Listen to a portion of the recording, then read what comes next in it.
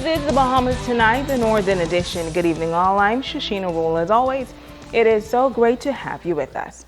Topping news, the government's leading training agency is about to expand its reach. Officials are preparing to launch the program, which has changed the lives of countless Bahamians in West Grand Bahama. Today, officials were on hand at the Treasure Plaza in Deadman's Reef. There, a senior government official called on residents to avail themselves of this major training initiative as Grand Bahama stands poised for future growth and development. Joan Davis-Roll has our top story. This program must not be taken lightly. This is a game-changing program. That is what the government is convinced that the National Training Initiative will do. A training program which since its launch in April of 2014 on Grand Bahama has helped prepare hundreds of persons for the job market. Now another cycle of the NTA program is about to begin, this time making history in Bootle Bay, West Grand Bahama. The Minister of Tourism and Member of Parliament for West End and Bimini, the Honorable Obi Walshcombe, is appealing to more persons to take advantage of this golden opportunity as the government moves to reduce the unemployment rate in the nation's second city. This program is so important because we have to get our unemployment rates down. Here in Grand Bahama, and the credit must be given to my colleague minister, because we have reduced unemployment in Grand Bahama from 18% in 2012 to 12% last year, and now it's at 14%, but we know what took place. We have to get it to single digits, and the way to do that is to prepare your people, because it doesn't make sense for the Prime Minister to be traveling the globe, going all over the world, spending countless hours on planes, countless hours not sleeping, countless hours in meetings, seeking to create the economy that we know can work for the Bahamas. And once it's done, we don't have our people prepared and ready. We have to ensure that our people are ready. Minister Walshcombe says with a number of new projects on the horizon for this northern island, there is a greater demand for a more skilled and trained labor force. The government of the Bahamas is working on changing the Grand Bahama economy.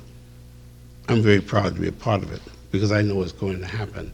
I know what's going to happen here in Grand Bahama. We're going to become one of the greatest nations for shipping. We're going to become one of the greatest nations for tourism. And we're going to become one of the greatest nations for technology. I know it. I see it. It's about to happen. And we could do that with our people, preparing our people for tomorrow.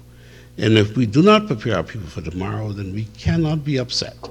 If people come and say we need 50 work permits, and 100 work permits, and 200 work permits, we don't want to do that.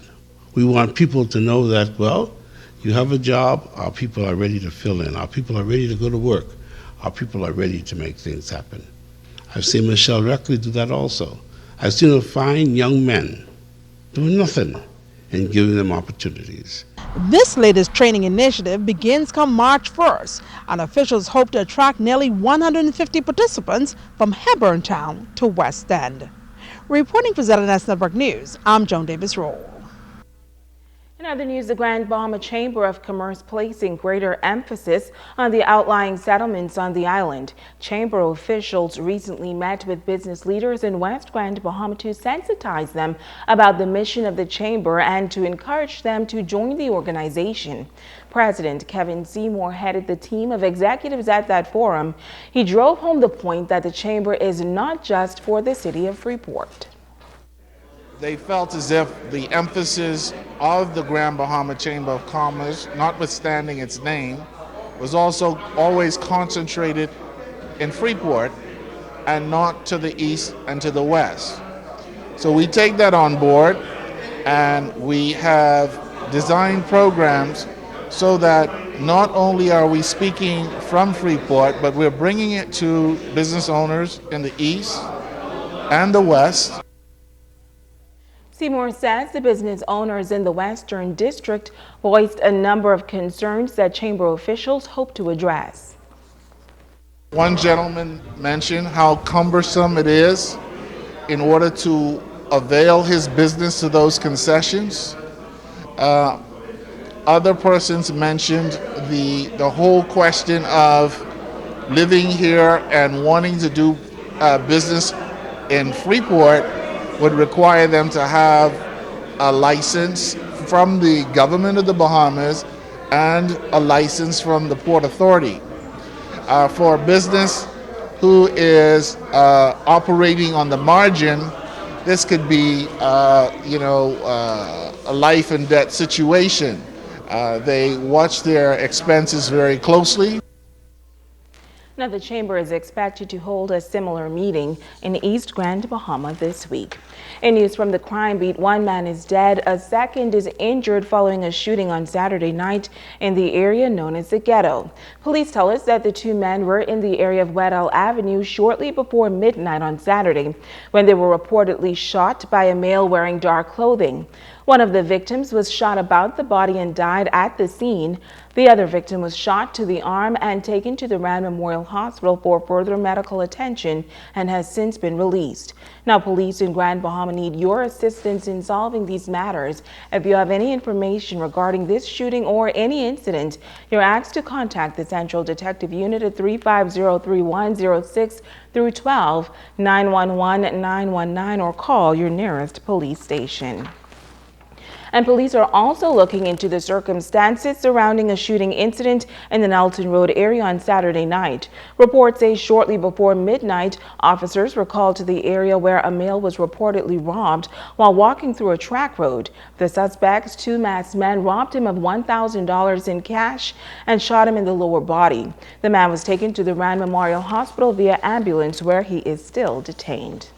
Meantime, the police in Abaco are investigating a sudden death shortly before 10 p.m. on Friday. A 38-year-old male resident of Green Turtle Key was at a party celebrating his birthday when he collapsed. He was later pronounced dead by the local doctor. Police were called to the scene. Investigations into this matter are ongoing.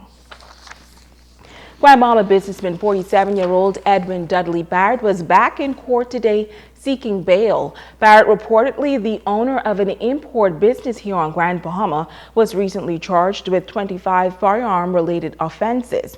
The prosecution denied bail when Barrett appeared in court on February 16th. He cited the nature and seriousness of the offenses. Chief Magistrate Joyanne Ferguson Pratt deferred the question of bail today, informing prosecutors that they would have to present an affidavit to establish the basis of their bail objection. Both sides agreed, and Barrett was remanded to the Bahamas Department of Corrections until that time. Now, Barrett is expected back in court on Wednesday as that bail hearing continues. And police in Grand Bahama needs your assistance in locating 39-year-old Maxwell Burrows of Mars Bay, Andros. He is about 5 feet 4 inches tall, 180 to 190 pounds, with dark brown complexion. His last known address is said to be Marshall Road, South Beach, New Providence. Burrows was last seen on December 4th, 2015 in the area of the Great Isaacs Key. Now, if you know his whereabouts or have any information regarding Maxwell Burrows, you should contact police at 350-3106 through 12, 911-919, or the nearest police station. Stay with us at Bahamas Tonight. The Northern Edition continues right after this.